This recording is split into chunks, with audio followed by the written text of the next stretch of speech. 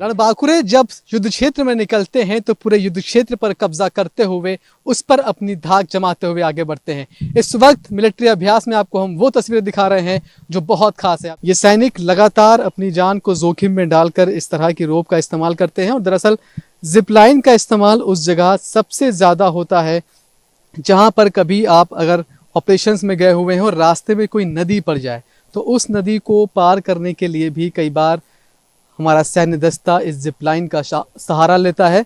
साथ ही साथ कई बार नीचे बहुत डेंस घना जंगल होता है, आपको ऊपर से नीचे आना है, तो उस कंडीशन में भी इस जिपलाइन का सहारा लिया जाता है।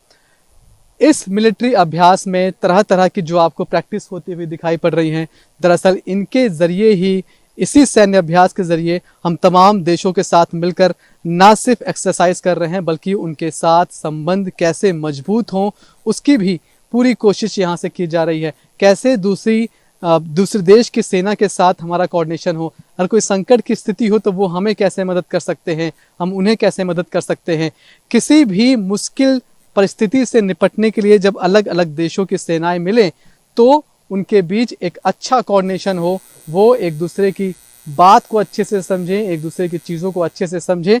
इसलिए भी ये मिलिट्री ऑपरेशन, देखिए अब नीचे ये एक बानगी के नीचे कैसे, अगर मान लीजिए आप कोई घटना हो गई है और उस जगह को पार करना है जवान को, तो वो इस तरह की जिपलाइन को सेटअप करता है और फिर उसका सहारा लेता है। लगातार आप ऊपर से नीचे सैनिकों को आते हुए देख रहे हैं और यही इस मिलिट्री एक्सरसाइज का एक बहुत अहम हिस्सा, क्योंकि युद्ध क्षेत्र में हम जानते हैं कि एक एक पल कितना कीमती होता है अगर इस जिपलाइन का सहारा ना लिया जाए। अब सोचिए अगर ये टैक्टिस आर्मी के पास हो ही ना तो उन्हें ये पूरा रास्ता, वो पूरी दूरी कवर करने में कितना टाइम लगेगा और उन्हें कितने मुश्किल चीज़ों का सामना करना पड़ेगा। लेकिन उसका एक तरीका ये जिपलाइन है और जिपलाइन से कैसे लगातार आप देखिए फौजियों को उतरते हुए देख रहे हैं। ये बहुत ही अदम्य साहस का एक ये तस्वीर है जिसको लेकर हर एक आम नागरिक उत्साहित रहता है। लोग देखना चाहते हैं कि फौजी कैसे काम करते हैं, लोग सीखना चाहते हैं कि एक फौजी कैसे देश की रक्षा में अलग अलग मुश्किलों से होकर गुजरता है। और ये सैन्य अभ्यास की तस्वीरें जब आम लोगों तक पहुंचती हैं तो जाहिर तौर पर उन्हें भी एक मैसेज जाता है कि किन परिस्थितियों में एक फौजी अपने काम को अंजाम दे रहा है। लगातार इस तरह के अभ्यास यहाँ पर हो रहे हैं। लगभग 12 देशों के जो फौजी हैं वो यहाँ पर मौजूद हैं और इस तरह के अभ्यास ही हैं जो हमारा कोऑर्डिनेशन दूसरे देशों के साथ भी लगातार बना रहे हैं। और इन ऑपरेशंस का मकसद, इस एक्सरसाइज का मकसद सिर्फ इतना नहीं है कि आप एक एक्सरसाइज करके कुछ सीख पाए, कुछ बता पाए, बल्कि इसका सबसे बड़ा मकसद है कोऑर्डिनेशन बनाना।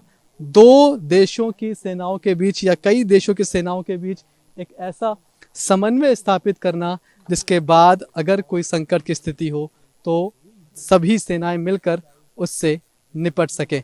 लगातार ये तस्वीरें यहाँ पर बेहद खास होती जा रही हैं। जो जवान हैं वो अलग अलग देश के हैं। आपको भले लग रहा हो कि ये एक ही सेना के जवान हैं, भारतीय सेना के जवान हैं, लेकिन इसमें कंबोडिया के जवान हैं, इसमें सेशल्स के हैं, इसमें वियतनाम के हैं, इसमें श्रीलंका के जवान हैं। ये सभी जवान आपको यहाँ पर दिखाई पड़ेंगे और लगातार जिस तरह की तस्वीरें यहाँ पर चल रही हैं वो बताती हैं कि सेना के जवान किस पराक्रम के साथ अपनी चीज़ों को अंजाम देते हैं, अपने ऑपरेशंस को अंजाम देते हैं।